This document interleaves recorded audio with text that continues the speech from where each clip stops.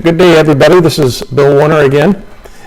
This module is about preparing your story. What we're talking about is your business story. All of this work that you've done up to this point and putting it together in a form that can be explained in not too many minutes, 5 to 10, to anyone that you need to tell your story to, whether they're investors or debt financing organizations, potential partners, potential employees, anyone who needs to know about your business and has to be told it in such a way that they really get it and they get it quickly, accurately, and concisely. Let's get on into it. So as you know now, you've gone through all 6 steps, or 6 steps to success. You have a completed business plan and you've seen how to launch a business and how to operate it once it's commercialized. So now we're going to get into the matter of how we put all of this material together in a way that makes sense and that will really communicate what your business is all about effectively to anyone who needs to know. So if I had to present how to tell your story in one picture, this would be it. I call it the presentation architecture, as if I was building a building or something, but this is how you tell your story completely, and it's focused, and it's in logical order, it's cohesive, in other words, it hangs together, and it's done in a timely way. 10 minutes, tops 15, but easily done in 5 as well. So as you go from left to right, or from beginning to end of your telling your story, the completeness of your story increases as you go through it. So after the 10 to 15 minutes, you've got a very logical presentation of your business. It starts with you defining the problem you're solving, as you did, but way back in step 1, along with the solution. Comes across as exciting and innovative, and you show how brilliant you are. Then branching into what the market is, how large it is, and the fact that it's growing, that you have competition and you know who they are and how to beat them. You have a well-differentiated product that's going to be a winner in the marketplace. And you know how to create buyer awareness. Your marketing program is clear. And that you know the right channels to take it through. And oh, by the way, you got the management team that's really going to pull this off. They're committed and they're successful. They've done it before. And they're going to produce financial results that are going to be attractive from the perspective of profit and cash flow and, quite frankly, market value of your business. And that if there was an investor interested, they would be getting a great return.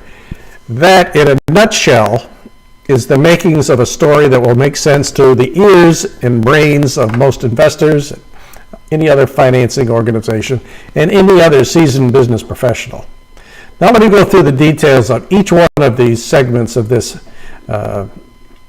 architecture.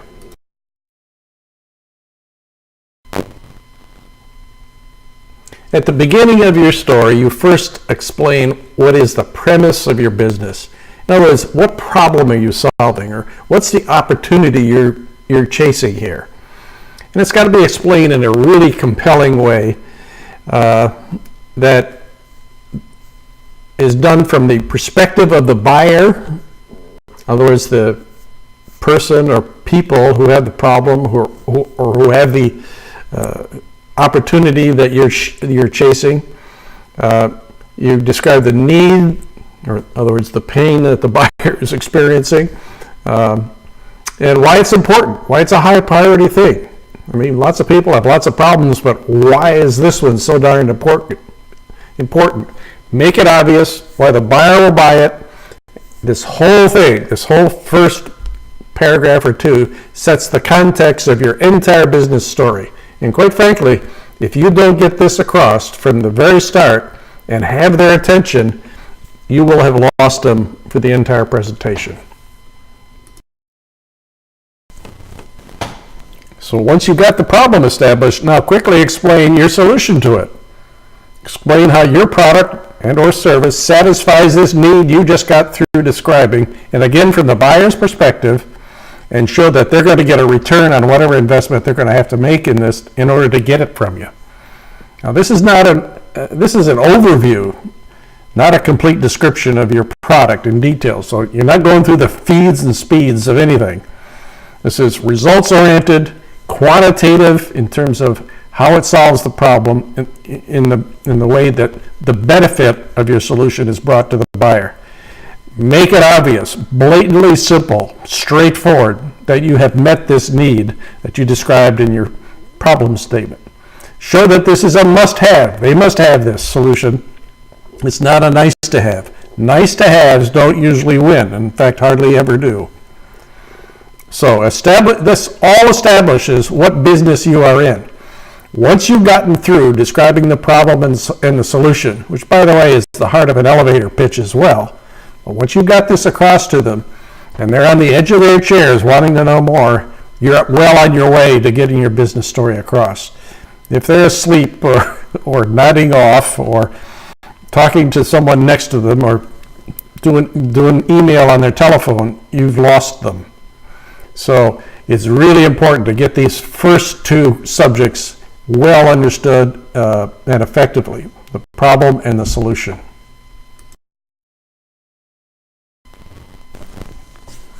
So now you got the problem and solution across. Now you transition to explaining what your business is about. And you start with the definition of the market, of course. This section sets the context for the entire business. So you'll go through the results of your market segmentation work and show them the market you have selected to enter. You draw them this big picture that you've already done of your overall industry landscape or ecosystem, whatever you would like to call it. Drill down to the market segment that you're going to focus on. So in this big picture, you take it right to the point where you're going to enter the market. You describe the actual buyer and all of what you've learned through your interviews with the buyer and what their preferences are and how you're going to make them aware. And you explain the elements of revenue as they're going to be achieved as this buyer takes on your solution. You also get across, is this a mature market or a new market? Because it's going to be important to know if others are already participating, you've got some proof that the market really exists. Or are you going to have to make the market yourself, which is always harder to do. But anyway, the market segmentation should focus on the size of the market in terms of revenue. Needs to be big. 3 to 5 year outlook. 5 years is way out there, but certainly the next 1 or 2, and stretch it out to 3 to show that the market has some legs, and what the growth rate is, of course. So investors want to invest in growing markets, not flat or declining markets. And close that out with the important industry trends or influencing factors that drive this market. What are the market drivers? That could be economic trends, technology innovation trends, regulatory trends that cause people to need what it is that you're offering. Anyway, this part of the presentation could be up to a minute or two in a 10-minute pitch. It really sets the scene what the business is all about.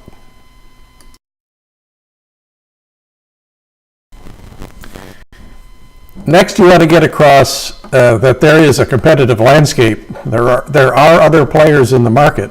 If it's not just status quo, there are other players as well. So you characterize the key players, only those that matter, that those are the ones that you're going to be up against. And the competitive matrix we worked on should be presented here, showing your superiority in your product or service differentiation. Demonstrating your advantage, you can show the results of your SWOT analysis.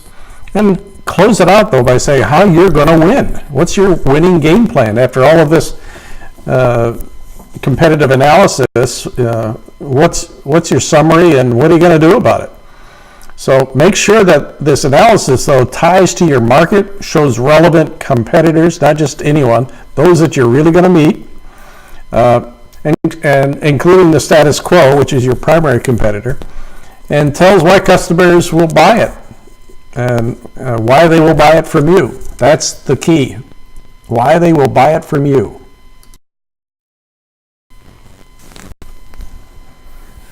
The next part of the presentation is a little bit more detail about your product or service, going a little bit beyond what you talked about in the solution slide, which was the second slide in this presentation. But you explain the key elements of your product and or service, especially the competitively important features, those that make you different from anybody else, and explain why they should buy from you and not them. And then going on to say how you satisfy the needs of the buyer, so it always ties back to the problem description that you posed in the first place, and why we'll win against the competition, supporting what you just said in your competitive analysis, bringing this whole thing to life with examples of how your product may have already done it in various forms of field testing or beta testing, or some early customers that you have. You can bring this whole thing to life with real examples. Then finish it out with describing how this product is delivered, how it's packaged, and explain its current readiness for market. Where are you with this product? Are you finishing development? Have you finished beta test? Have you already gone out to early customers in some controlled way? Explain where you are and close it out with that.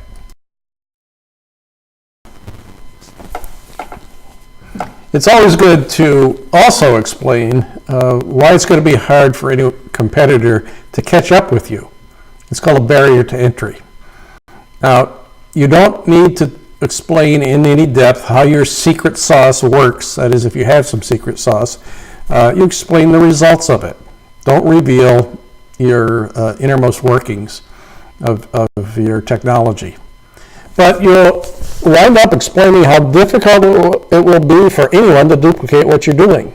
Usually, you will have a development time to market advantage. That is, you're out there ahead of them. And that could be many months long, up to a year, maybe even more, especially if you have developed something reasonably complicated. IP ownership, intellectual property ownership, and protection also are tools to create a barrier to entry. That entails keeping your technology confidential, protecting it as trade secret even, if it's patentable, that you have filed patents, and of course copyrights and trademarks are also protective of other forms of intellectual property that you have. But bottom line, your unique skills and know-how that's required to do all of this is going to produce a barrier to entry, but quite frankly, you're also going to have to stay ahead of them over time. But explain how you're already ahead of them and how hard it's going to be for them to catch up. Now it's time to hone in on a little bit about marketing, and starting with what is your value proposition. You've often heard the term marketing messages and things like that, but underlying it all, you've got to be able to concisely state what the value to the buyer is from the point of view of the buyer and the benefits brought to them, quantified in terms of the value that it actually brings to them, and a demonstrated return on the investment they made on buying your product or service in the first place. This is kind of hard to do, but if you know your buyer very well and the problem you're solving and how difficult it is for them, it always comes down to time and money, and time also is money. So you usually can find a way to quantify the value you're bringing. So you're explaining why they will buy. Why? It's because you have given them great value very quickly.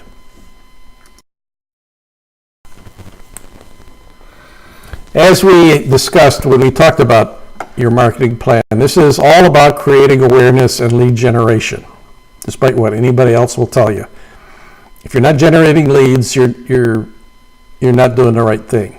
So now you're going to go through more about the specifics of how the buyer will be reached, that you have appropriate awareness programs, that it's affordable, and you know what results you expect to get. Everybody knows that you're probably not exactly going to get them that way, but that's what you're going after, and your plan reflects it. So you explain also your pricing structure that is necessary to to achieve the first year of revenue. So you can relate this whole thing to you achieving your revenue model, particularly in the first several months. You show them quantitatively how you're going to get there. Show your current pipeline if you have one. It'd be great to have one. So you've got a lead funnel and you know them by name, you know who the top 10 are, and you know the next 3 you're going to close in terms of a qualified lead. So you demonstrate that you have relevant market traction in the sense of creating the awareness to the buyer that had the problem you said you were going to solve. That's how all this kind of ties together. But you make this as quantifiable as you can.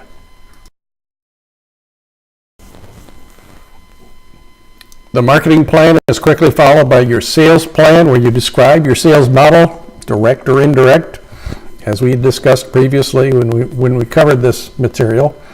Briefly outline your sales readiness, your sales objectives, tied back to the marketing plan, showing that you are generating enough leads to achieve the sales objectives under certain assumptions about your sales closure rate. Bring to life with the current sales status. If you have some, by golly, talk about it. It's the most valuable piece of information you could possibly have. If you've got people already really buying your product, my God, that's terrific. And if you have testimonials, talk about them. If you have really great accounts that you're proud of, I call them lighthouse accounts, the ones that show the way into this market that you're entering. And talk about the next customer or two you plan to close and why they will. And all I'm trying to say is bring your sales plan to life with real life examples. You also explain the key alliances that you will have that are going to be necessary for you to achieve your sales result. But like with marketing, bring this to life with real things that are happening in the market, not just talking about it. Now comes the opportunity to present the management team of your business. It's the current one, not some future one that you're envisioning. But you explain the role they play in the company, the past successes, the results they've achieved in other businesses that they have been in, their entrepreneurial experience, relevant industry experience, managerial leadership experience, and past relationships that you've had with each other. It's always great to say, hey, we've started a company 3 years ago and ran it, and now we're going to do it again. That's pretty impressive that you want to stay together. Then you can say, and we need to bring in other people to join our team. So you show that you know what the next 1 or 2 or 3 management team additions are that you're going to have to fill. So you're, by doing this, demonstrating your maturity, and you're focusing on the needs of the company, and you understand exactly what they are, founded in what it is you're going to have to do for the next year in order to get this business launched and running successfully. So this all instills investor confidence, or confidence in anyone else that's reviewing this presentation, that you got a management team that really knows what they're doing, and they're the right people to make all of this happen. Now it's time to show your audience the financial results you're hoping to achieve. This is an outlook. This is your best judgment of the financial results that you'll get over the next few years. I say 3 to 5 years here, but the first year is really the most important one. You show that you can make the first year of revenue and profit. But you'll present over an extended period of time, 3 to 5 years, what your revenue plan will be, the gross profit and net profit before tax, the cash flow dynamics, which are going to be incredibly important in the first year, that you know how to use this money and you're using it wisely in order to get this company to a point where it is cash flow positive and doesn't need investment any further, unless you want to do something extraordinary, expanding into other markets or something. And you also summarize the significant capital requirements that you're going to have, if things like inventory and capital equipment and things like that. But summarize when you'll be profitable and when you'll be cash flow positive. and show that you're using your funds wisely, particularly in the first year, as I said earlier. But I say be aggressively conservative. That seems like an oxymoron kind of statement, but you on one hand have to really reach out there and take a little risk, but in a way that's conservative enough that you know you probably can do it, but don't overreach, let's say, at this point in your not yet illustrious career as an entrepreneur. But be aggressively conservative. I think you know what I mean now. Now, if you happen to be presenting to investors or loan sources or people that you want to join your company in some capacity, you summarize this whole presentation by explaining why this is a great investment or why this is a great place to work, that you've got a big marketing and a compelling need and a unique winning product and service, that you've got a clear path to this market, you know how to reach them and close on sales, and you've got a rapid track to financial success. And that if you need money, you're going to explain the amount you need, your use of those funds, and the financing instrument you're interested in, either equity or debt financing, and the kinds of terms that you would like to get. And then close this out with, well, if you got investors, you're going to have to explain how they're going to get a return on it. So you probably will need an exit strategy, that is, you sell your company. But if there are other ways to give a return in terms of dividends and buybacks of their stock, or simply pay off a loan at a handsome interest rate. Anyway, you've got to show them how they're going to get their money back and a handsome return on top of that.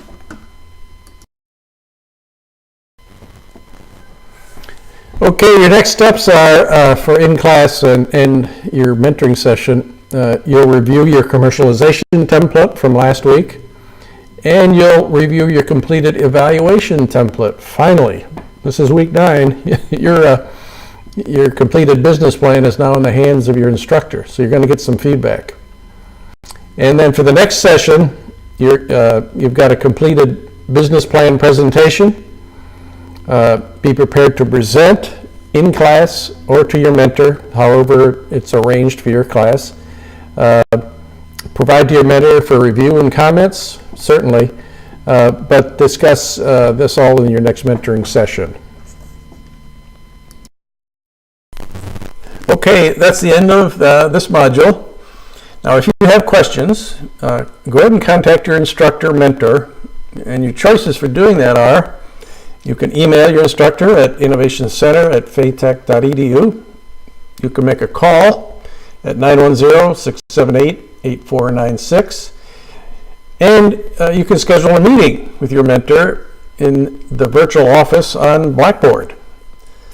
You can also post a question on Question for My Mentor discussion forum and have others participating in the answer to the question. It's a good way of sharing information amongst participants. But please note that you should not post a question that is divulging confidential information that would open up that confidential information to others to read. So be forewarned there. So that's it. Get your homework done. Look forward to talking to you in the next class.